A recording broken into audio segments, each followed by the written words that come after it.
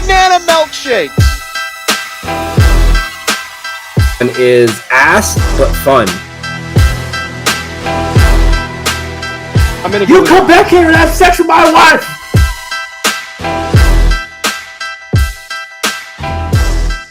Back in your life, like Mexico and South Africa playing in a World Cup opening game. It's the weekend warm-up. As always, I'm Gotham here with Rayhausen himself. And not to mention, he's come back. We haven't seen him since the college basketball tournament. He's out of hibernation. Stevie Fast Breaks has entered the chat. Stevie, how are you doing today? I'm alive and well. Just holding on. Not by a thread though. Don't worry about me. All right. I'm just tired as hell. It's a long day on Thursdays. Let's get this started. I don't watch baseball. Skip me. Alrighty. and what a great way to start this. Rayhausen, how are we doing? Pay Rayhausen monies, human monies, because he was right about the Knicks. He was always right about the Knicks. He knew. I'm fantastic. A bit of housekeeping to kick us off. We are now officially sponsored by BetVisors, one of the best betting sites out there. We're all affiliated with them now. If you're new to BetVisors, BetVisors is a tip if it hits platform where you can tail your favorite bettors, you can follow their bets, join in on them with the winnings, and you don't lose anything if the bet loses. There's no subscription fees. It's pay as you go. Only pay for winning picks with BetVisors. We'll have a couple QR codes and links set up in the next couple days for every one of us. So, without further ado, in the first episode of the Weekend Warmup sponsored by BetVisors, let's get started. We're going to start out with the World Cup. It is finally here as we're recording this. Czechia and Korea are starting off. Steve, you had an interesting point you brought up at the before it started to me. I figured let you bring it up here, ask Ray's opinion, and just have the conversation here about how you're feeling on the World Cup right now. Oh, yeah, man. I was talking about the excitement. Like, I've never not really been not like this excited. Like this is the first time I'm just been like, okay, great, the games are on. I'm gonna watch the games, and I'm getting hype as the games are on. But like leading up to it, man, I just don't feel like there's a big lead up to this World Cup. And we all kind of, there are some underlying issues for this, and maybe those are my reasons for feeling the way I'm feeling. For this World Cup was kind of turned into on the stage. But yeah, how do you feel, man? I mean, for me, I always look forward to the World Cup. I've looked forward to it since I was a child. My first one was the one, I believe, the first one that I paid attention to was the first one in South Africa. And I paid attention ever since then. Now, especially with, the explosion of social media and the way that we are all connected throughout the internet, it has been one of my favorite things to watch the rest of the world finally come over to America, and they're like, wait a second. So y'all are on shenanigans, but these are fun shenanigans. Like, I don't know if you guys have seen the German dude that is traveling through the South right now. He is my guy saw a Buc-ee's. Have you seen that, Steve? Yeah. Thought he saw the Death Star. My guy went like, what else do we have going on here? Who is staying in Chattanooga? He went to Spain, and Spain. Yamal is walking around Walmart. And someone asked him if he looked familiar, and he said his name was Ryan. They got the Dutch national team or whoever the hell it is in Diamondback infested. Like, it's just the funniest thing to watch because the country is huge. We have every type of climate and every type of this, that, the third. And finally, the rest of the world gets to come in. They see what this is like, regardless of the orange Muppet head at the top. And they're like, oh, this ain't bad at all. These guys got some nice shit going on over here. And I'm, as an American, I am proud. Now, we finna get a foot broke off in our ass here within the first couple of games. But, like, you know what I'm saying? It's going to be fun. I always enjoy the World Cup. my favorite of anyone's comments and things, because I've seen the guy who's been traveling. He's been following the German team through like Florida, Atlanta. I sent Ray a thing about how he was driving to Houston, and someone said the concept of him breaking down between Lake Charles and Lafayette is killing me. But my favorite was from another German guy down there saying, as a German fan who's lived in England and has watched tons of Premier League games, I don't want to hear any comments about American stadiums, because they were at Auburn Stadium. He said, I've never seen a stadium this packed before in my life. And then 5 minutes later, he tweeted, what the hell is a swag surf? And why is this the greatest thing I've ever seen? And everyone in the comments was like from Europe being like, okay, but what is it? And everyone from the US was just saying, you just don't understand. You just got to be there. Where later tonight, we will be seeing the US play their first game against Paraguay. Ray, we'll start with you. What are your thoughts on this game? What are you excited to see from the team? What are you most looking forward to from the US campaign, and I guess the rest of kind of the group stage over the next couple of weeks? I mean, look, at least for the American side of it, I think I've seen over the past 4 days on my phone some quote from the men's United States team and their coaches, somebody from the staff, and they're just I think the last one I saw was something along the lines of there's no more time for speeches. And I think especially with the state of what we've seen of American soccer over the past 5, 6, 7, 8, 9, 10, 11, 12, 13, 14, 15, 16, 17 years, however long it may be, it's just kind of time for them to, I guess, put up or shut up would be the term to use in this situation. And I also feel like if they just handle business against Paraguay and just genuinely don't fuck around, because I always feel like every time we go up against Paraguay or Mexico, they tend to try and fuck around or do just something, they don't try to push the issue. And I think if they can get out ahead early and just kind of, put, what is the phrase I'm trying to use? Put their foot on the gas, put the foot on their neck type of thing. I think they'll be fine. I think they can get out of their group. But now when they get out of the group, we got an American Pope, so maybe we got God on our side, but I don't know what to tell you after that. Yeah, I think, the big thing for me looking forward in this one is the fact that, shout out our homie. One time, the U.S. team played Paraguay 1-1. I'm assuming I know you guys aren't soccer sickos like me, and you don't watch friendlies and stuff, but there was there were fists thrown, full on. I think Haji Wright had a busted lip after the game, full on benches clearing fight. Right, we saw there was 7 yellow cards in that game. Now with a lot more at stake, I think we could see another. I think this game goes either two ways. Either I think this game turns into the 0-0 draw. A little bit of pregame jitters leak over, and it turns into a draw, a 1-1 draw that US might have to come back, or this game gets really physical and the US takes this. I think this is their toughest test, because Turkey's kind of sneaky, Australia's kind of sneaky, but the thing is they're playing 3 very physical teams. And when the US has played these really physical teams, they get a lot of cards.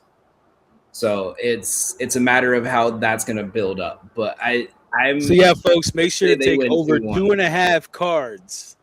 You can't bet that in the US, I don't think. It depends what state you live in. Yeah, I was going to say, because I looked for that, because I think the line's 4.5, and in New York they won't let you bet it. Yeah. If you see 4.5, yeah. As soon as we get off 365. Ray, I think out of all of us, you would have it. I think 365, yeah. What's funny is the only thing I can't bet on college props. So and even or the what was the other thing, Super Bowl props and stuff. I couldn't do a lot of I could do the coin flip, the novelties. I can't do a lot of those. Can you do Heisman? I can do like future awards. Yes. Okay, so you might be able to do cards. I think so. Yeah. Okay, cool. Because I know in New York, the New York State like Gaming Commission said that they won't let you bet on any like a player prop that doesn't have a direct effect on the game. So basically, Right. goal scorers, shots on target, assists. Steve, where do you see this game going? Like, who are you looking at? Anyone in particular on the U.S.? Or are you just excited to watch Pochettino in his first World Cup run? Pochettino. I'll say it wrong 100 times. Okay. Pocahontas? No, it should be an interesting game. It's a familiar team to the United States, so I don't expect things to be easy for them on this stage against this team. I wonder if we get any classic Miguel Almiron in this game tomorrow. That would be interesting, but he'll be matching up against I think he'll be on Robinson's side. So that'll be a good matchup for me to watch. Prediction on this game, I think USA wins. I'm looking at both teams to score possibly. If it's Turner and goal, yeah. 100%. Freese, I think, might be able to hold them. But yeah, I'm looking at that, or maybe the total, maybe an under in that game. Because you said if it's gonna be a physical game, those don't necessarily turn into like a goal fest. So if they're gonna come out here swinging, try to get in the U.S. head, might be a 1-0 game. I will say this, because that's something I've noticed, and I saw someone bring it up, and I was thinking about it. We might see a lot more unders than we usually see in the group stage because of the hydration breaks. Because now teams are going to lose their momentum. If teams are struggling, it gives them a 3-minute window to reset. Is this like Qatar? This is like Qatar again? Yeah. No. Okay. Yeah. It's a chance for them to run commercials. Yeah. I fully believe if it's like over 80, 85. I mean, because most of the places where they're playing the hot, it's last humid. year. Go ahead. I'm sorry, my bad. It was super humid. Like in most of the places they're playing, like cool. Like if it's like the real feels, but like it was 77 in Mexico. I was assured that there was nothing like European heat plus humidity. That was what I was told. Listen, multiple fucking times. I don't want to hear no shit because they all Ray said sorry castles and they got bars on the windows and they're not allowed to open the motherfuckers. I don't care that they can't have a window unit. I was assured that there was nothing like the British heat and humidity. And now a motherfucker can't even handle. It is mid-June. The fucking oven in the fucking South is not even fully fucking heated up yet. And the Europeans is crying because it's too hot. Ray said, I'll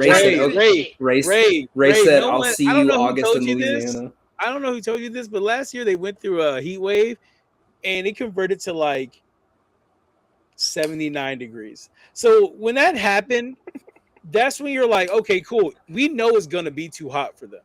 We already knew. Like that's it was a foregone conclusion. Like I said, man, I was assured there's nothing like the European heat. That's why I took a future on every humid climate country. So humid climate country to make like the quarterfinals. South Americans.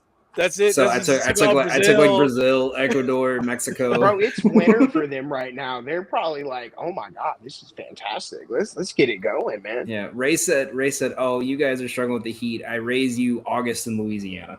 Like, bitch, shut up. You don't know what it's like to be able to take a knife outside and you can cut the fucking water out of the air. It's that humid. All right, so let's get into Steve's favorite sport of all time. We're talking some college football. I thought it was cricket. Sorry, I forgot. Steve is a fan of that new Norwegian baseball thing where the bases are zigzags, and the field's like on a hill by a river. Sounds like tetherball. All right. So I do have a college football game over here. I do have a college football game for you guys, but we're gonna start with our favorite segment we do for college football. And this is the nominees for the 2026 college football all name team. Are you guys ready? So we're gonna do. Yes. I have a list of the 12 quarterbacks here, who are the top nominees. Give it to us. So, all right. He So took his glasses off for this shit. we have from Slippery Rock, DeJuan Owens. Hey man, I love it. Hey Dewan, you the one. I'm gonna be cheering on for you over here. Go Slippery Rock. Isn't Slippery Rock that school that like Ohio State or Michigan always put up on their scoreboard? I don't know. You know what I'm talking. Who is it that does it? They follow like a random like D2 school or D3 school. Oh yeah, Slippery Rock, Pennsylvania. Slippery Rock Yeah. University in Pennsylvania. Yeah. We got all right. Next one on the list we have is University of Ohio's quarterback Hype Grand. Hype Hype Grand. All All right. And he's locked in for the season. He deleted all of his social media posts, so he's locked in. Respect. He don't want the attention. All right, that's 7-5 incoming. Yep. Damn. And if you want more of those Maction takes, make sure you listen to the College Juice Pod with Mr. Fast Breaks here. We got from Memphis, Air Noland. Okay. We got from Texas State, Stone Walker. Air Noland. Was it Stolen Walker? Stone Walker. Oh, okay. I like it. Steve. I mean, I thought you said Stolen Walker. I'm like, all right. We got one for. He's Filipino. He gotta be. Hang on. Nope. We got from the Raging Cajuns, Lunch Winfield. Lunch. Bro, you listen. I know that there's at least 5 dudes that got the nickname Lunch that play college football, and they all play O-line, and furthermore, his name is probably like Cecil. That's his real name is Cecil. Dwayne Lunch Winfield. Dwayne. Let me guess. Let me guess. You're not. I know what you're thinking. You're not gonna get it. Okay, bet. He's a cornerback. No, he's a quarter. This is all quarterbacks. What? Okay, never mind. These are all quarterbacks? This is the nominees for quarterback position. Okay, all right. It's one of my favorite schools, Hobart and William Smith College. Okay. True Styles. Okay. That's strong. That is a wrestler on AEW. They're so ready for him. They're so prepared for his after career. His LinkedIn page is connected to the team, his team roster page. Hell yeah. Say it again. True, TRU, and then Styles, STYLES. I want you to look at this guy and tell me he doesn't look like a created player. Bro, it didn't even bring this guy up. It brought up furniture. Yeah, I know. You gotta look up. You gotta look up quarterback. You can't tell me this man does not look like a created player on NCAA. He auto-corrected you to the right way to spell true. Bro, this dude, why did he look like he need to be? Bro, get your ass to fucking drill. What am I? Listen, if you look at his page, they put his internships in his sports bio. They didn't put anything on his stats. They put his internships. Yeah, get your Shout ass out to True. fucking. Yeah, man, get your ass to fucking what's it called? This guy. Next guy plays at Campbellsville University, and his parents definitely had a career path for this guy. His name is Justice Law. Hey man, Wait. Any relation to Ty? I fought the law and the law won. No. Damn. Next one here is Pittsburgh State. Their quarterback's name is Bobby Bacon. Bacon drops back to pass. Yeah, How I we like feeling? that. Bobby Bacon. Lock it in. That might be it. Next one on this list is the Ole Miss quarterback Deuce Knight. Kind of simple. Yeah. I thought you was Not gonna as- say I've seen him play enough. That's fine. We I thought you were got gonna say, like, James Nick Chambliss Madison, or whatever his name is. James Madison, Arrington Maiden. Yeah. And next one is BYU's Bear Bachmeyer. Nah. And then the last one here is Campbell University's Camden Six Killer. Yeah, I mean, anybody got killer in the name, bro. You know gotta me. be cold. Like that's an Run him expectation through- at that point. No, split him through a motherfucking metal detector before he come through. No, His favorite athlete. hell no. Favorite athlete. All right, Bobby. is I'm Baker. still on the Bobby Bacon bandwagon. Yep, I second Bobby Bacon. Moving right along. We don't have Dawn tonight, which means no one's getting murdered. We're talking about game 4 of the NBA. Game 5 is on Saturday. We went from the biggest halftime lead in NBA Finals history to the biggest comeback in NBA Finals history. OG Anunoby with a tip in at the end, with possibly one of the best games we'll ever see in an NBA Finals. Ray, what was your kind of reaction as the game was going on? And like, where, if you're the Spurs, where do you go from here? Okay. First things first. You left out the part that ignited everything for the New York Knicks. Brother, they had the Wu-Tang Clan perform at halftime. That brought the vibes back, you see. But no, on the most serious notes, like as I was watching that game, it was just like, I said it after game 1, I said it after game 2, I said it after game 3, and all the shows and spaces that I do for my side of stuff. I don't understand why Victor Wembanyama is 7'6" and is obsessed with trying to be a guard and shoot jump shots. And like, to an extent, I'll give Cat and Mitchell Robinson and the Knicks credit. They have done a much better job than I anticipated them to do defending Wemby, but then also at the same time, you're 7'6", like, and you have the wingspan of a Boeing 747. I don't really understand why you choose to be soft, but then I remember that you are French. On the De'Aaron Fox side of things, because I need y'all to understand, Terry Rozier was on my favorite basketball team. I was watching Terry Rozier throw games. Don't think for one second I don't remember that damn Cleveland game where he literally threw the ball like this, straight to a Cavaliers foot. Just no. I know some hooligan ass, some I'm rigging some shit and shaving some points bullshit. Why? I don't understand how you make it to the NBA and you have the basketball IQ of a rodent to not just go collect the ball and wait for them to come foul you. The same 2 points, De'Aaron Fox, that you wanted so fucking bad because you thought you could beat OG Anunoby, you were going to get at the free throw line.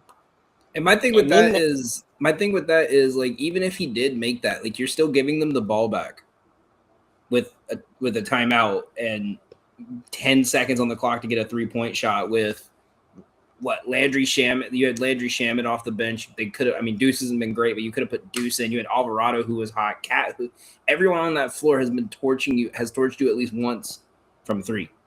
The only thing you could have done there is force the foul.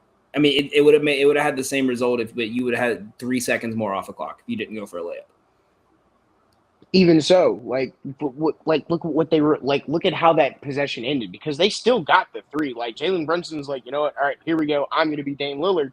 They get the 3 off, because that was also the other thing that was going to happen. Jalen Brunson was always taking that shot, maybe not from 55 feet away, but they don't win. That's my biggest thing. Is like, you could have gotten if you want the 2 points so bad, cool, fine, go get them at the line. Now the tip doesn't fucking matter. They like Jalen Brunson missed the fucking shot. Like, I look at the very end result of, well, you lost by 1 because A, somebody didn't box out, but B, because De'Aaron Fox decided himself, I'm going to play hero down here instead of using his basketball brain that he's had the entirety of his life. But I guess that's what happens when you play in Sacramento for fucking 10 years. It just fries your brain. I don't know. The Spurs are fucked. Where they go from here is Cancun. Go back to San Antonio. Get ready. Pack your bags. Pack you sunscreen, all the shit. You can only carry 8 ounces on the plane now. TSA just changed the guidelines. You can bring weed with you wherever you need to go. Go ahead, get ready. Because that is the worst mental, they're mentally not there anymore. If that's me or anything I've ever seen in my life, you just did that in the biggest stage of them all. Yeah. It's going to take one punch in the mouth in game 5, or I'm sorry, 6. 5. Yeah. Game 5. And they're going to bend over and just lay down and die. So go to Cancun. Steve? I don't know what to say after following that. Yeah, watching San Antonio collapse like they did was really disappointing to watch. It showed a lot of inexperience. And yeah, De'Aaron Fox should be feeling the pressure and the hate that's being thrown at him after that bonehead move. It was just a bad IQ move. Situational awareness was 0 at that point. So it would have been cool to see him tied up, but I think I can't see New York losing another game. Yeah, I've already got my evacuation plan in case they win. The only thing I can think is Adam Silver wants them to win at home in 6. I've been playing division, man. I got you, bro. I'll just strap up. Yeah, Joe was my go-to, but he said the number that I dialed is no longer in service. So wow, Joe's dead to me. I got you, dog. Yeah, the closest. Hope you like 2 dogs and 2 cats in your house. If you need, I was gonna say either that or the closest airport is Monroe. Just let me know. I'll come pick you up. Nah, I see. He gonna tell me that he's gonna block my number as soon as I get there. No, I think it's. What was the one thing I brought up? No, Danny, I wouldn't do that. No, Danny, I wouldn't do that. I would drive through the airport, and you know how you can't stop and wait for somebody to pick up line? Would make me try to jump in. I know. I would literally pull up. I'd stop. I'd look you in the face, lock the door, flip you off, and then leave. And then I'd block your number. You take my cats in the car and then just leave us. Yes. I'd tell Lydia, Lydia, if you want to come hang out for a week, you can. My big thing I brought up on the last show when Ray, me, you, and Kev talked about them was the Knicks hit that run and it's curtains when they hit that one run, because then they know, okay, we just went on an extended run that they're not gonna be able to come back from. It doesn't matter if it's a tie game and that run puts them up 10. Doesn't matter if you're down 29. I mean, you guys have seen it when you guys watch college ball, when you guys watch other games, when you guys we were all in high school, and you're getting your ass kicked in the first half. The goal isn't get it all back at once. It's okay. At the end of the third quarter, can we get it to this? And the Knicks, it was, can we get it to 15? Exactly. Yeah. And then they held the Spurs to 30 points in the second half. 30 points. They didn't quit, man. I think that's awesome that they came back. That's the most dangerous environment for you to get hit with a slump in a must-win game. And then the worst part about that stadium gets, that's scary to get it when it gets that loud. That's the worst, and that was what I was going to point to is especially down the last 4 minutes, and that lead is slowly just dwindling away for the Spurs. I'm watching the camera shake because the building is so fucking loud. It's physically I can watch it on my TV screen, and it's and so you're watching this, and it's nobody on the Spurs wanted that moment. If they had to, I think Dylan Harper took a wide open 3 because it's this is the best shot that we're going to get right now, and I have to take it. But none of them were prepared for that, wanted that. And then, like I said, the 7'6" unicorn that you got up at the top that's supposed to be, the generational face of the league who's soft as shit, decides I want to be a guard and I want to take fucking jump shots. Like, it just don't sit right with me. Like, I feel like Shaquille O'Neal on TNT bitching because he wants to not post somebody up, Since Wemby looked at Mitchell Robinson and said, "I'm in your head," they were outscored 88-69 and lost the game. So great game for the Knicks. Knicks in 5. The weirdest and ugliest gentleman sweep I think I've ever seen. But I mean, it's Trump's fault. This should be a regular sweep. It's Trump's fault. There we go. Before we move on to our next segment, we would like to also mention once again our ad sponsor for the Weekend Warmup, BetVisors. This episode is brought to you by BetVisors. Are you tired of paying for picks and hoping to see good results? You should check out BetVisors, the platform changing the game with their tip if it hits model. Follow verified handicappers. That guy in the background, he's running to BetVisors right now. Changing the game with the tip if it hits model. Follow verified handicappers. See transparent records, win rates, hot streaks, cold streaks, and profit history. And only tip when a pick actually wins. No expensive subscriptions. No paying for losing plays. Just real bettors, real results, a real community, and complete transparency. Whether you're looking for expert analysis, proven cappers, or a smarter way to tail picks, BetVisors puts accountability first. Visit BetVisors.com and start betting smarter today. That's BetVisors.com.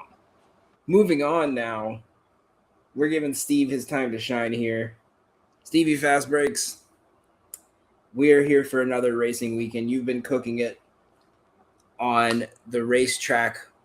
What should we expect to see this weekend? Who do you like? Who do you not like? Give us the Fast Breaks Fast Minute. So yeah, big weekend. We got Pocono up in Pennsylvania this weekend.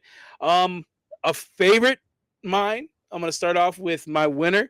I'm gonna go ahead and give you guys Denny Hamlin. Denny Hamlin is on a tear right now. He's won the last 2 races, and he's looked dominant. This last race, he won by 11 seconds. Dominating win. This guy is 45 years old. We're hoping that this is his championship season. He's finally going to get one in his long career. He tied Kyle Busch in top 8 of wins this weekend. So it was a big weekend for the NASCAR fans out there. But yeah, Denny has won this race, I believe, 7 times already. He's really familiar with the track. What they call it, the tricky triangle. There's only 3 turns, not 4. It's not an oval, so sometimes it throws off the drivers a little bit. You have like a flat track, so it's not a lot of banking in this one. Another top 10. I'll go to our top 10 now. Top 10. I'm looking at Bubba Wallace. Bubba Wallace had a great finish this past weekend, and I think this is something to kind of break the line of bad luck he's had for the past couple races before this past weekend. He's driving the Toyota, and they're saying the Yodas are cheating. I like him for a top 10. I got him at 145 on DraftKings. Another driver I like for top 10, Eric Jones. Eric Jones has been consistently in the top 10 the past couple weeks. Had a great finish. And I mean, this guy's been quick. He's looking good these past couple weeks. So I'm rolling with momentum. I'm taking him in the top 10 at plus 260. And moving to top 5, this guy won in 2024. I think he puts it together this race. If you don't like Denny, I would take a shot on Chase Briscoe, but I'll give you a list of guys to look at if you don't want to take the favorite to win this race, because his odds have been nuked to about 260. It opened around 300. That's when I grabbed it. But yeah, Chase Briscoe. I mean, JGR has been quick this year. If anybody's going to challenge Denny, is going to be his teammate. So yeah, I like Chase Briscoe in top 5 at plus 170. Top 3, I'm gonna get Tyler Reddick. Tyler Reddick started the season hot. This guy is still leading the race points, but he has Denny right on his heels. And what better way to put some space between him and Denny than to get a win, or at least finish above Denny?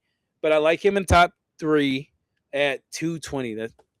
So those are the picks for this weekend so far. I might add some more. Make sure to follow me on the Action app. You can see my other action that I'm putting up for NASCAR this weekend. But yeah, that's it. All right, and that will be it for us here on the Weekend Warmup. Thank you guys for tuning in.